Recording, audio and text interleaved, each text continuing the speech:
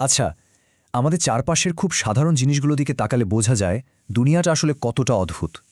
মানে প্রতিদিন ব্যবহার করছি এমন জিনিসের পেছনেও যে কী লেভেলের অবিশ্বাস্য গল্প লুকিয়ে থাকতে পারে তা এই বিশ্লেষণটা না দেখলে বিশ্বাস করা কঠিন। আজকে আমরা এমনই একটা জিনিস নিয়ে কথা বলবো, হাই হিল।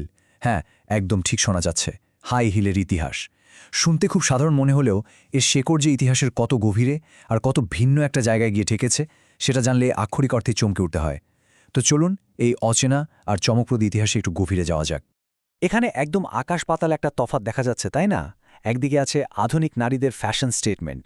আজকাল হাই হিল বলতেই তো আমাদের চোখে ভাসে মেয়েদের দারুণ স্টাইলিশ একটা ব্যাপার, যা বিশ্বজুড়েই সৌন্দর্যের প্রতীক। কিন্তু অন্য পাশের লেখাটা দেখলে কিন্তু রীতিমতো ধাক্কা খেতে হয়। প্রাচীন পুরুষদের যুদ্ধের সরঞ্জাম। অবিশ্বাস্য মনে হলেও এটাই কিন্তু সত্যি। হাই হিল আসলে প্রথম তৈরি করা হয়েছিল ছেলেদের জন্য।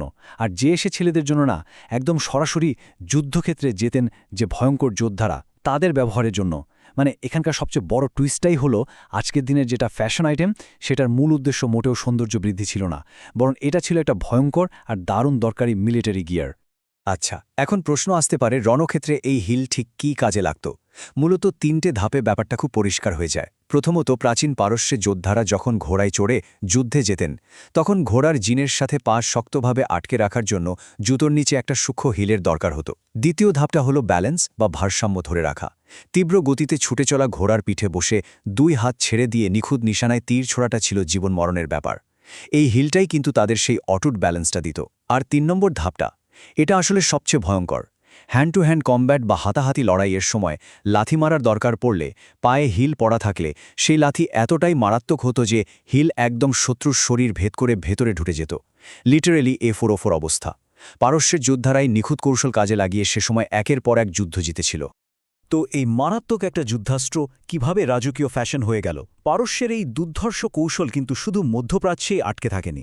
ইউরোপীয়রা যখন পারস্যের সংস্পর্শে এলো, তারা এই হিল ব্যবহারের ট্রিকটা শিখে নিল। তারপর ইউরোপে এটা হয়ে দাঁড়ালো একটা বিশাল ট্রেডিশন। তবে যুদ্ধের হাতিয়ার থেকে এটা একেবারে আভিজাত্যের প্রতীকে রূপান্তরিত হয়ে গেল। এই যে ৪ ইঞ্চির সংখ্যাটা, এটা কিন্তু এমনি এমনি আসেনি। ইতিহাস ঘাঁটলে দেখা যায় ফ্রান্সের রাজা চতুর্দশ লুই নাকি ৪ ইঞ্চি লম্বা হিল পরতেন। ওই সময়কার ইউরোপীয় সমাজে একটা অলিখিত নিয়মই হয়ে গিয়েছিল যে যার হিল যত উঁচু, সমাজে তার স্ট্যাটাস বা সম্মান তত বেশি। একবার চিন্তা করলে অবাক হতে হয়, একটা মিলিটারি টুল মহাবেশ পেরিয়ে কিভাবে মানুষের অহংকার আর মর্যাদার মাপকাঠি হয়ে গেল। এবার যদি আমরা পুরো বিবর্তনের এই টাইমলাইনটা দেখি, তাহলে সবচেয়ে চমকপ্রদ ব্যাপারটা চোখে পড়বে প্রথম আর দ্বিতীয় পয়েন্টে।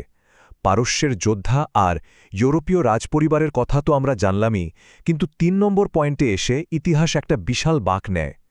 রেনেসার আশেপাশের সময়টায়, যাকে আমরা গ্রেট এনলাইটেনমেন্ট বা জ্ঞানালোকের যুগ বলি, তখন পুরুষদের মনস্তত্ত্ব একটা বড় পরিবর্তন আসে।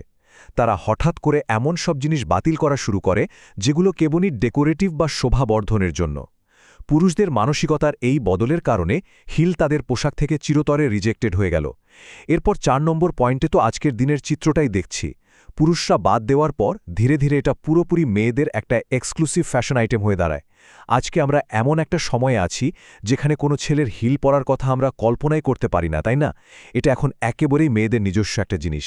এই পুরো বিশ্লেষণটা থেকে একটা জিনিস কিন্তু একদম জলের মতো পরিষ্কার। ইতিহাসের গতিপথ আসলেই বড্ড বিচিত্র। যে জিনিসটা পারস্যের পুরুষরা তৈরি করেছিল যুদ্ধক্ষেত্রে টিকে থাকার জন্য, শত্রুর বুক চিরে ফেলার জন্য, কে জানত শতাব্দী পেরিয়ে সেটাই হয়ে উঠবে আধুনিক যুগের সবচেয়ে আইকনিক নারী ফ্যাশন অনুষঙ্গ। আর ঠিক এখানেই চলে আসে সবচেয়ে বড় প্রশ্নটা, ইতিহাসের আর কোন সাধারণ জিনিস এমন অদ্ভুত অতীত লুকিয়ে রেখেছে? কে জানে, হয়তো আমাদের রোজকার ব্যবহৃত আরও অনেক পরিচিত জিনিসের পেছনেই এমন রক্তক্ষয়ী বা অদ্ভুত কোনো গল্প চাপা পড়ে আছে, যা শুধু একটু গভীরে গিয়ে খোঁজার অপেক্ষায়। আশা করছি আজকের এই বিশ্লেষণ আমাদের চারপাশের খুব সাধারণ জিনিসগুলো নিয়ে নতুন করে কৌতূহল জাগাতে সাহায্য করবে।